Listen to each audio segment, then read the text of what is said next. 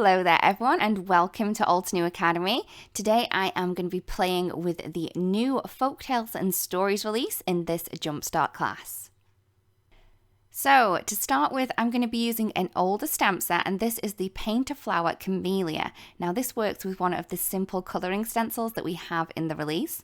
So what I'm going to do is I'm going to take that large image from the stamp set and I am going to stamp that out 2.5 times. I say 2.5 times as I was only able to fit the third image partially onto this piece of cardstock, but it's not going to worry. It's going to be okay at the end. So I'm just going to stamp that into some black ink. So I'm just using the Obsidian, but whichever black ink that you have will work perfectly. So once I have that, I'm then going to move on to the Paint a Flower Camellia Simple Colouring Stencil. So this is the first of our Paint a Flowers to get a colouring stencil, which is very exciting. So I'm using the first stencil first, and I'm just popping that into place onto the flowers and the little berries that we have in the image. So for this first layer, I'm going to be using the Mountain Mist ink, and I'm just using a small blending tool just to add the colour to the flower petals on that piece. And then I'm going to be using some chamomile ink for the little berries. So I'm just going to add those in too. Once that's done, I'm just going to shift that stencil over, and we're then going to add in some of the leaves that we have on this layer of the stencil. So again, I'm just going to pop those into place. For the leaves on this stencil, I'm going to be using the Grass Field ink. So it's a really bold, deep, beautiful green color. I love it. It's like the color of grass. You know, when it's just been cut and it's like shiny outside and it just looks pretty. That's the kind of feel I get from this green. So I'm just going to add those two little leaf clusters from that stencil into place. So once I have done that first one, I'm then just going to speed this one up because I'm just going to be doing exactly the same for these two as I did for the first one. So I have the grass field leaves on both of the images, and then I have the beautiful chamomile berries and then the mountain mist petals. I'm going to move back onto that first one as before. I've slowed this down again so we can see what we're doing. And for this one, I'm going to be adding the volcano lake into the petals on the flower piece. I'm then going to be doing the berries. This time I'm going with some snapdragon, so this is slightly darker than the chamomile. And then we also have some leaves on this stencil too. So this is the second stencil. I don't know if I mentioned that, but this one is the second one. And for these leaves on this one, I am going to be using the Shadow Creek ink. So this is a darker shade from the Grassfield ink that we used before, just to give a little bit of variation to the leaves. I didn't want them all the same green. I'm then going to shift over these last ones that we have. So these are the largest ones. And I'm just going to move back to the grass field for these leaves that we have here. Once that's done, I'm going to do exactly the same for the other two. So I have sped this up so we don't have to go through the whole process again. So I will just remind you, we do have the snapdragon for the berries. We have the volcano lake for the petals, and then the Shadow Creek and grass fields for those leaves. I'm then going to move on to the third stencil, and for the berries on this one, I'm going to go for some lighter ones, and we're going to go with the Sunray. I love this beautiful buttery, kind of orangey butter color, but it's so pretty. And then we're going to move on to the third layer of those flowers, and for this one, we're going to go in with Lagoon. I just love how quick and easy it is to color this image just with these simple coloring stencils. It is fabulous. We also have the little stems as well, so I'm going to pop those into place.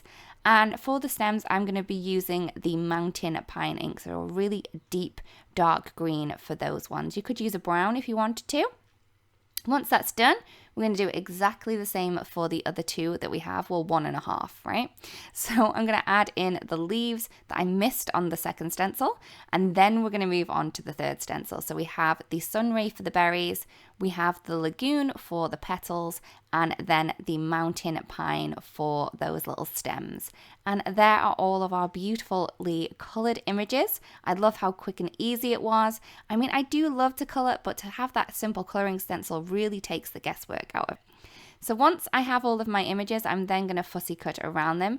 I am leaving a little bit of a white border around these just to make the fussy cutting easier and quicker to do. So I'm going to do all 3 of these ones. You could cut it closer if you wanted to, so you didn't have that white border, but I'm not bothered about that white border at all. I think it makes the images pop a little bit more from the background that we're going to pop them onto. So once I've done that, I'm then going to move on to the beautiful Geometric Botany stamp set, and we're going to be using that large background stamp. So I'm just going to pop that into place onto my little stamping tool. I have a piece of 4 1/4 by 5 1/2 white cardstock, and I'm going to ink this background up using the chamomile ink, and I'm just going to squish that down really well just to make sure that all of that beautiful pattern has transferred to that cardstock. So once that's done, I can remove that, and I can then play around with our little fussy cut images. So I want these around the edges a little bit, and then a gap in the center so I can pop my sentiment. I'm going to be using the Fancy Kisses sentiment set, and I'm going to stamp the kisses first because that's the largest of the sentiment pieces that we have. For this one, I am going to be using the Obsidian ink. It's a really beautiful, deep, black, bold ink, and it does get the kind of details really well. So I stamp the kisses in. I'm then going to clean that one off. I can then take one of the coordinating sentiments from this, and I think these are all very cute. I love the mix of fonts that we have in this stamp set, and it's really cheery. So I went with Big Hugs and Kisses for this one. Once I've stamped that one into place, I'm then going to pop my images down into place. So we played around with them before. This time we're sticking them down, and I am using some foam tape just to add a little bit of dimension to these ones. I'm using the Altenew foam tape. Once I have them all in place, I'm then going to take some scissors and chop off any of the overhanging pieces. If you wanted to, you could reuse these pieces, maybe add a little bit more around the outside, but I'm just going to be happy with the amount that I have on there. I'm then going to take a 4 1/4 by 5 1/2 card base, and this is Classic Crest All the Way, and I'm just going to add some glue tape onto this so I can then add my panel into place onto the card base nice and flat. So I'm just going to remove the backing of these little pieces of glue tape, just kind of pushing them down. That one did have a little bit of a wrinkle in, but everything's going to be a-okay. So here is the card complete. I really do hope that you liked the card and that you've enjoyed the video as well. If you do create a card that was inspired by this, it would be great if you do share because we'd love to see. Thank you so much for watching, everyone, and we'll see you again really soon. Bye-bye.